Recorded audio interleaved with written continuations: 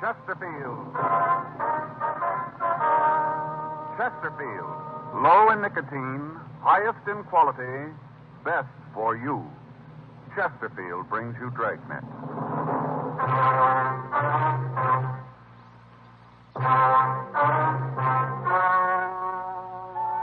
Ladies and gentlemen, the story you're about to hear is true. The names have been changed to protect the innocent.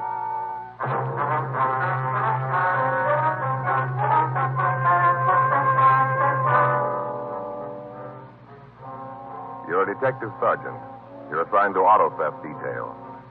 You get a call from the owner of a used car lot. He tells you he thinks he bought a stolen car. Your job, check it out.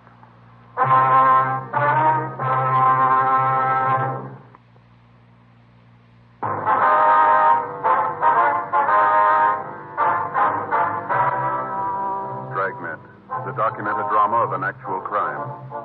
For the next 30 minutes, in cooperation with the Los Angeles Police Department, you will travel step by step on the side of the law through an actual case transcribed from official police files. From beginning to end, from crime to punishment, Dragnet is the story of your police force in action.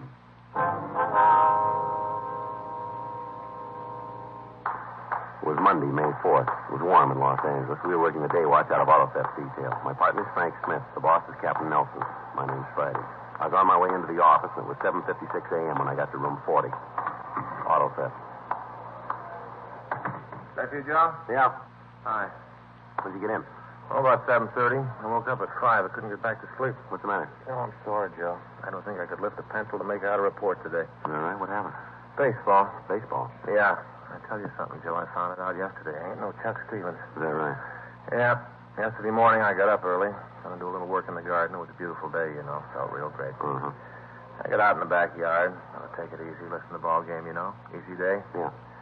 And about 10, that guy next door, Neil Radcliffe, came over. That's the fellow of the fire department, isn't it? No, Joe, that's Bud Hendricks in the fire department. Neil works for an insurance Oh, company. yeah.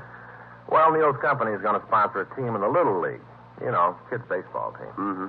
I think I read something about that in the papers, didn't I? Yeah. Of course you did. They're pretty good, too. Mm-hmm. Well, Neil's got sort of a tryout yesterday, lined up for his team. Practice, you know. Mm-hmm. And he wanted me to umpire. Do you know anything about being an umpire? Well, Joe, sure I do. And besides, Neil figured since I'm a policeman, the kids will believe me. He had a little trouble with him himself last week. I thought you had to go to some sort of a school to be an umpire. Well, Joe, you do for the regular leagues, but this was just a practice game. Neil's team and some kids in the neighborhood. Yeah. So I told him, sure, I'd do it. I changed my clothes, went out to park with him. You know, I thought it might be good public relations for the police department. You know what they tell us. Being an umpire would be good public relations, huh? Well, Joe, the bulletins say get out, get around the neighborhood, know your friends and their kids. All right, go ahead. Joe, those kids are in the wrong league. What do you mean? They're murderers. How's that? The way they play the game, baseball. I never saw such ball. Is that a fact? Yeah. I figured, you know, softball, underhands, kids pitching, be easy to call. Mm-hmm. So it's regulation hardball. Just like that. Bases are a little closer, but it's just like the big leagues and the way those kids throw the ball. A couple of times, I thought they were just kidding. I'd hear this thump, never see the ball. Thought the kid catcher would just hit in his hand, his glove, you know. And all of a sudden he'd turn around, and there'd it be right in his mitt. Mm-hmm. Well, how'd you get so sore if you just umpired the game? You stood in one place, didn't you? while I was up in the game, yeah, but this team of Neil's was skunking the other kids so bad that we had a little reorganization. What do you mean, reorganization? Well, the end of the second inning, the score was 14-2, and I thought that was a little unfair to the neighborhood kids. Being the umpire, you certainly had the right to think it was unfair. Well, I got out and I told them what I thought, so I decided to play first base for him. You what? I played first base for him. With all those kids? Sure. Fun. I played 5 straight innings. That's what I was just going to ask you. Yeah. Finally I had to quit. Could hardly move. Didn't seem to make any difference where I was, Joe. Those kids weren't there. They just ran me ragged. Yeah, well, maybe you better take it a little easy today, huh? Would you like the day off? No, not the day off, Joe, but, you know, I'll take it easy. Say, rubbed liniment on my back all night. All over my arms and legs. Man, I'm sore. It even hurt to get dressed this morning. Mm-hmm. Well, what was the final score, anyway? Well, at the end of the second inning, it was 14-2 in favor of the Little Saints. You told me all that. Neil's team. 14-2. You got in the game and played. What did it end up with? You know, I didn't even get one hit. You didn't? No. 3 times the bat, didn't even get a hit. Yeah, well, that's too bad. What was the final score of the game? did you hear me? Hmm? The final score of the game? Oh. Not the original score, but after you played 5 innings, what was the score, the total? I was just curious to know. Yeah. 46-12. When I left. That was at the end of the 7th. The Little Saints were up when I left. That was the other team's favorite. Mhm. The team you weren't playing on. Joe, don't rub it in. The other team had run through their batting lineup twice. The way they were going, I think they were going to have to call the game on account of darkness. They'd been up for over an hour. Only 1 out. They sound pretty good. Well, they may sound pretty good to you, but they're murderers. You know, Joe, those kids grew up. There isn't going to be a ball club in the country that's going to have a chance against them. I never saw anything like it. Mm-hmm. I'm sorry I missed being here to see you play. I bet you are. It was pretty bad, Joe, really. Well, you'd never know it. Had me marked down for 10 errors when I left. Only 10. It wasn't 5 innings. Mm-hmm. I guess you got to be pretty bad to run up a score like that. Oh, I would. I was, Joe, though. I was pretty bad. Mm-hmm. I get it. Auto theft Friday. Yes, sir.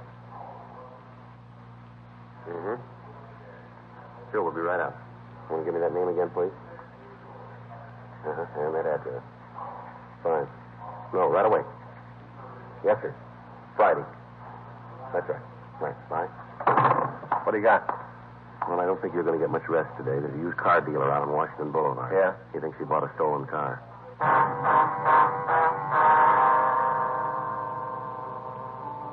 8:15 a.m. We left the office and we drove out to the McGowan Car Company. It was a large lot on Washington Boulevard. Along the front of the place, there was a line of late model cars, each advertised as today's special. We walked through the aisles of automobiles to the office in the trailer at the back of the lot. There was nobody around, so we knocked on the door and waited. Well, he said he'd be here, didn't he? Yeah, I told him we'd be right out. Yeah, maybe he's gone out to breakfast. Yeah? Mr. McGowan? That's right. Police officer, sir. You called our office. My name's Friday. Oh, yeah. Come on in. Thank you. Go on the back. Just having a cup of coffee. Fix you guys up with one? No, sir, not for me. How about you? Yes, sir. Sure. I'll have a cup with you. Good. Go on back and sit down. I'll bring it right back. Thank you. Say, just get your fellow's name. My name's Frank Smith. My partner, Sergeant Friday. Oh, glad to meet you. I talked to you on the phone, didn't I, Mr. Friday? Yes, sir, that's right. Thought so. Never forget a name. Never do. There's your coffee. Thank I'm Jesse McGowan. Guys on the road are all the time kidding me about my first name. Jesse. Get it? No, sir, I don't believe it is. Jesse. Jesse James. Oh, yes. Yes. Well, anyway, I want to tell you about it. This guy came in Saturday night. Last Saturday? Yeah, you see, we stay open till 10 on Saturday night. This guy must come in about 9. Jack went over to take care of him, but the fellow said he wanted to see the manager, so Jack brought him back here. I see. Said he had a car to sell, brand new Merc. Beautiful car. Say, I got a box of donuts here if you'd like one. No, thanks. I think I'll have one. Didn't get a chance to eat this morning. Got to worrying about this deal. Mm-hmm. There's some of these new kind with a thin one on top. Sure good. Well, I told this guy we'd like to buy the car, but we were kind of overstocked on Mercs. Yeah? He said he'd just come out from the east and bought the car when he got here. Said right after he paid for it, he lost his job and had to get some money out of it. Uh-huh. I asked him if he'd like to make a trade, transportation car and money to boot. Offered him a good deal on a Nash Rambler. Just got a couple of 51s in. Yes, sir. He said he wanted to sell the car outright. Said he was going to leave town. He wanted to get his money out of the car. I asked him how much he wanted for it. Mm-hmm. He told me he'd have to let it go for $2,200. That's about $800 under what he must have paid for it. Mm-hmm. Right away, I figured there was something wrong, so I had the mechanic look it over. Only had 3,200 miles on it. Hardly broke in. Beautiful. Radio, heater, white sidewalls, continental hookup. Real beaut. What'd your mechanic say about it? Said it was in perfect shape. So I asked the guy who the legal owner was. What'd he say? He said he was. He paid cash for it, had the pink slip made out to him all right. He had the identification to go with it. You bought the car then, did you? Yeah, sure looked like a good deal. I gave him a certified check made out to cash for the amount. He gave me the keys. That was the last I saw him. Well, aside from the fact that it's an unusual deal, why do you think there's something wrong with it? Well, for the first thing, the price he wanted for the car was too low. I had the feeling that if I'd have given him any trouble on it, he'd have come down on it. Do you have the pink slip here? Oh, yeah, I brought it with me this morning. I got it here in my wallet. Any other reason you think the deal might be phony? It's hard to put it into words, Sergeant. Nothing I can point out to you. Just a feeling. You stay in this business very long, you kind of get to know people. Yeah. There it is. Thank you. Yeah, there's been a lot of gags about used car salesmen, about how we're always after somebody. Most of the time, though, it's the other way around. Is that right? Yeah, the bums were put out of the business right after the war. Public wouldn't stand for the way they did business. Got to rely on people coming back if you're going to come out in the long run. I guess it's like almost any other kind of business. Yeah, I suppose so. What kind of identification did the man have to prove he was this, was it Lewis Carter? Yeah. Well, to tell you the truth, Sergeant, I didn't ask for any. He had the pink slip.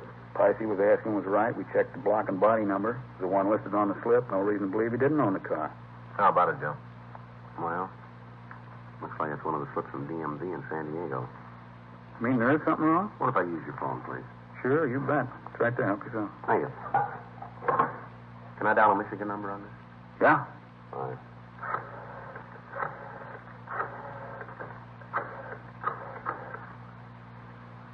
$2507, please. Yeah, auto theft. Hi, this is Joe Friday. Yeah. Say, we got a pink slip out here. Looks like it's one of those that were stolen from DMV down south. No, down south, San Diego? Mm-hmm. You got the list there? Yeah, I'll wait. You mean somebody stole a pink slip from the department? Yes, sir. As near as we can figure it, about 2 dozen of them. Never heard of that. Well, this is the first one of them. Hello? Yeah. All right. Made out to a Lewis Franklin Carter. No. C. Charlie, yeah. A-R, D-Dog, yeah. E-R. Carter, yeah. Mm-hmm. Registration number is 660-, no, 2 6s. 660-, 2 more 6s, 667. 660-667, that's right. Address, 4287 Ingram Street, Los Angeles. LA5. Engine number 585509. All right, I'm sorry. 58550925. That's it. Mm-hmm. Mercury, 8. Uh-huh. Yeah. Well, that's what we figured. You got anything on the car? Mm-hmm. No, it was sold Saturday night. That's right. Yeah, there should be something out on it. Okay. Right. Thank you. How about it? The car stolen? No report yet, sir. I got to call the bank. Now, you said you gave the man a certified check. Yeah, I got to stop payment on it. Ain't going to be easy either. He can cash it any place. Sure looks like I'm out $2,200. Well, it isn't likely he's been able to cash it by this time, sir. Maybe not, but I'll give long odds that he's standing in line when the door's open. I better give him a call. Hope somebody's there. It's just 8:25. Yeah. Probably a little early. Huh? Doesn't sound like anybody's there yet. Well, keep trying. I got to get that check. See what I mean? What's that? About the jokes. We're the ones always trying to get away with a fast deal. No such thing. Take this one, for instance. Yeah? I bought the car in good faith. Paid cash for it. Gave the guy just what he asked for. Well, not quite, sir. Huh? You get a little more than that.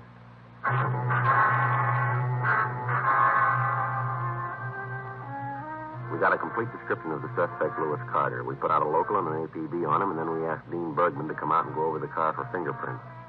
The owner of the used car lot, Jesse McGowan, told us that the car had been washed and cleaned thoroughly, but he didn't think we'd be able to come up with any fingerprints. 9 a.m. We put in a call to the bank and asked them to stop payment on the check and to notify their branch officers to do the same.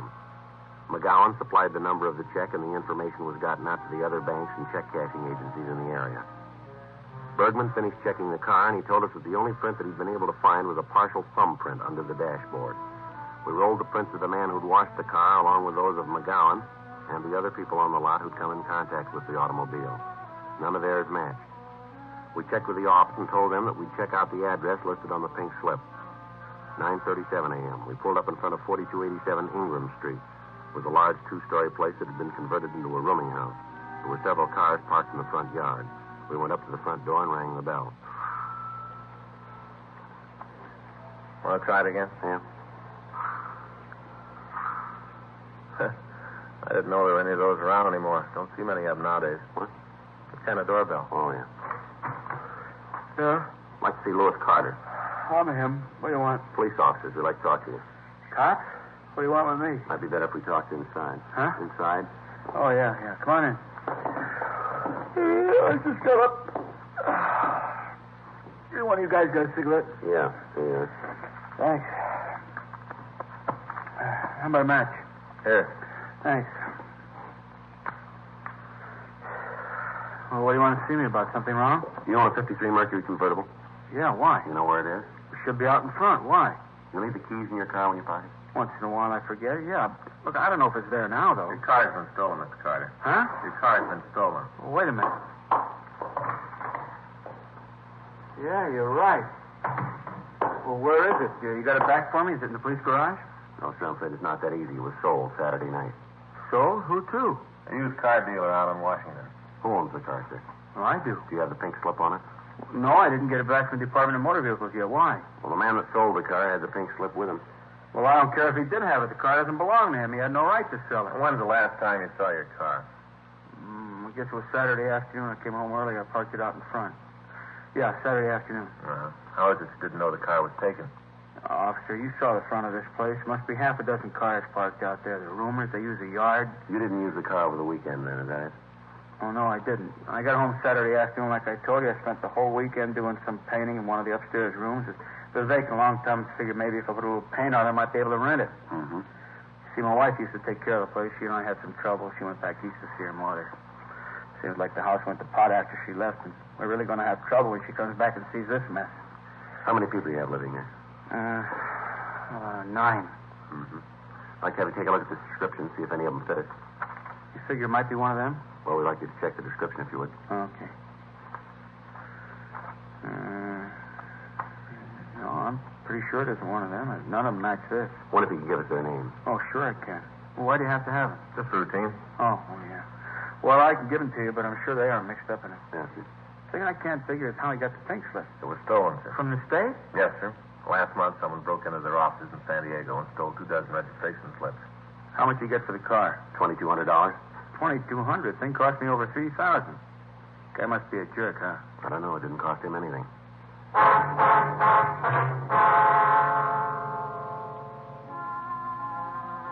10:15 a.m. We went by the used car lot and picked up the owner. We took him down to the city hall and had him check the mug book. After going through the pictures, he was unable to give us an identification of the man who'd sold him the stolen automobile. We checked the names of the people who lived at Lewis Carter's house. One of them had a record of arrest on charges of violation of Section 4127A of the Los Angeles Municipal Code. He'd served a short term in the city jail, and then he'd been released. His physical description, however, did not match that of the suspect we were looking for. 11:35 a.m. We had the used car dealer taken back to his lot, and Frank and I checked into the office. About the only thing we got working for us is the check. Yeah, hope we get the word out in time. If he gets his hands on that money, he can go a long way. I get it. Auto theft Friday. Yes, sir. Yes, sir, we did. Uh-huh. Right. That's right. Be there as soon as we can make it. Right. Bye. Well, he isn't going far. What do you mean? He's at the bank now.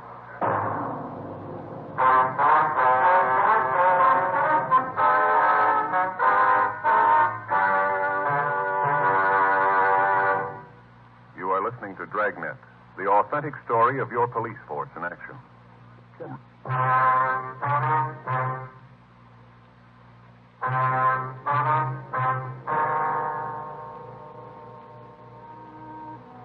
We'd gotten a call from a branch office at the bank that the check had been drawn on. At 11:30 a.m. that morning, a man had walked into the bank and presented a check for the amount of $2,200 drawn on the account of Jesse McGowan. Because of the amount of the check, it had to be okayed by the head cashier. Fortunately, he'd gotten the information about the check and had stalled the suspect long enough to call us. He was able to keep him waiting until we got there. The man was taken into custody without any trouble. He denied having anything to do with the stolen car, and he said that we'd made a mistake. We took him downtown and started to question him.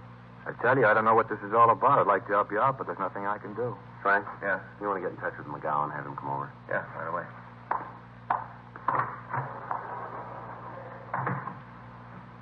You want to tell me again where you got that check? It was against the law to have a check. I'd like to know where you got this one. I won it. Where? I don't know what this is all about. I'm not about to get any of my friends in trouble by naming them. I got nothing to do with it, let alone my pals. To save yourself a lot more trouble if you'll tell us where you got the check. All right, I won it in a poker game. Pretty high stakes. Yeah, we gave up kid games. Where'd you win it from? I told you I wasn't going to name any names. We're going to get them sooner or later, you know that. Not for me, young. You build it any way you want. That's the way I figure it. When was this poker game? Saturday night. Where? I'm sorry, there's another one I can't answer. You been in San Diego lately? Not for a couple of months. When's the last time you were down there? I don't remember right off. It'll help if you can. What do you mean, help me? I got no trouble. You guys make a pinch while I'm trying to cash a check. I won the money. It was a payment for a debt. All I was trying to do was get my money. There's nothing wrong with that. There's nothing wrong. Why don't you tell us where you won the money from? And have you guys throw a beef at them? Nothing doing. I read where you fellas spend your time breaking up a game of old maid. It's a little more serious than that, isn't it? Well, maybe to you. I got no problem. All I got to do is sit tight. You keep believing that, mister. You keep acting like this, and you'll see what a problem you really got here. McGowan's on his way over, Joe. Who's McGowan? He's the man who wrote the checks you tried to cash. Waste of time. You don't know me. We'll let him decide that. Go ahead. Have your fun. A couple of questions we'd like to ask you. Go ahead. I got nothing more important to do. Checked your name through our identification bureau. Came up with some mighty interesting things. Isn't that right? Yeah. Let me see, Frank. Here.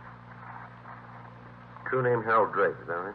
Yeah. Your address is listed as 2917 Ledgewood Drive, is that right? Yep. You told us you'd never been arrested. I haven't. Let's take a look at the picture. You got the room rigged for moving. I'm going to tell you something, Drake. You mark it down, you remember it. The sooner you stop playing footsie with us, the better it's going to be for you, understand? When do you bring out the rubber hose? I went out with the story you're trying to hand us. Here's the picture. Mm-hmm. Yeah, the guy looks a lot like me. Didn't know any better. You might think we were twins. Yeah, if you didn't know better. But we do, huh? Oh, come off it, Drake, will you? We got you nailed, and you know it. You want to sit there and dream up these fairy tales? That's up to you, but we got a job to do.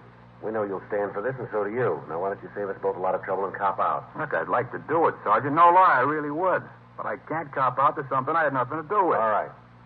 Start all over again. Where did you get the check?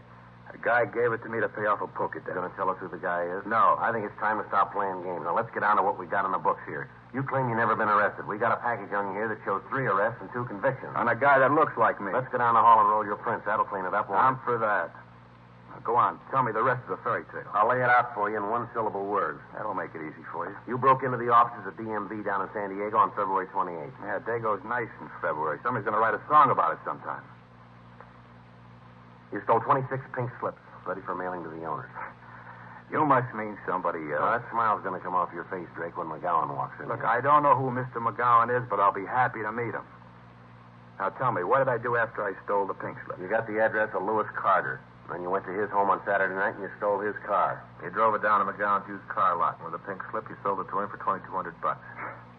I was busy that night, wasn't What I? are you trying to prove with all this talk, Drake? You trying to make it rough on yourself? Is that what you want? I'm not trying to do anything. All I'm doing is trying to go along with you guys. I'll check and see if McGowan's here. All right.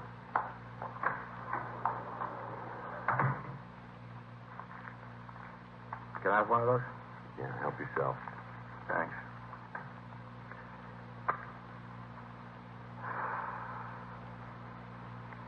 You know, I wouldn't have your job for all the money in the world. All right. Yeah, it's a lousy way to live. Going around trying to get people to cop out the things they didn't do. That's the way it looks to you, then. And from anywhere I sit, it turns up just that way. A couple things wrong. What? Your record, for one thing. If you can prove it's mine. All we got to do is walk down the hall and you've had it. Now, as soon as we check the prints, we've turned the key. Sounds good the way you tell it. It's going to sound better the way the judge says it, isn't it? Who's writing for you? You were arrested in 1939 for auto theft. You served 3 years. Arrested in 1945, suspicion grand theft auto. Dismissed. There, you see. I knew they had the wrong guy. Nobody's told us. Another arrest in 1946, grand theft auto. Served 4 years. Case of mistaken identity. Is that what happened both times?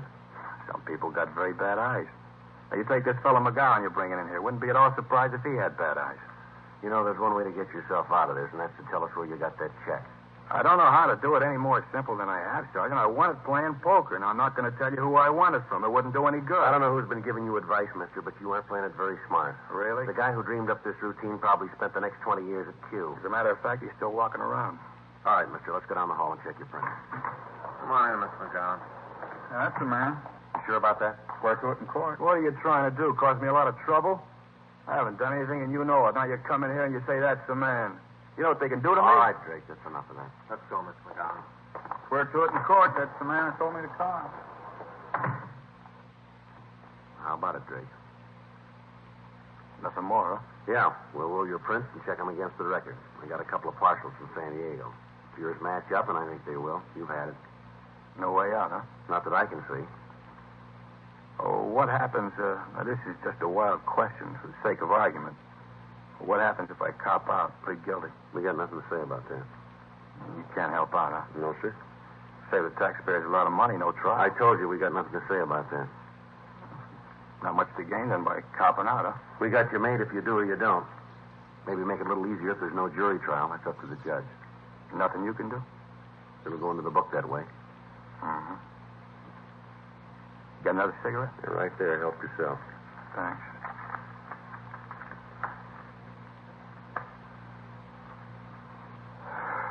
All right, let's go. Might as well get the prints and finish this thing up. Come on, Greg. Get up. No hurry. Let me finish the cigarette. Sid, come on. We got other things to do. Well, so have I. What? 1 to 10 years. The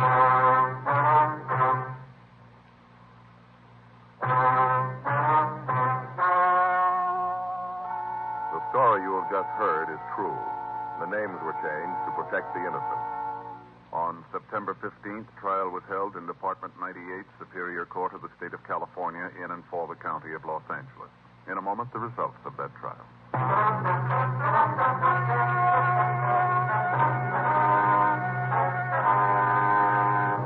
Harold Alex Drake was tried and convicted of grand theft auto, 3 counts, and was sentenced as prescribed by law. Grand theft auto is punishable by imprisonment in the state penitentiary for a period of from 1 to 10 years. A hold was placed on the suspect by San Diego County for prosecution on the burglary charge.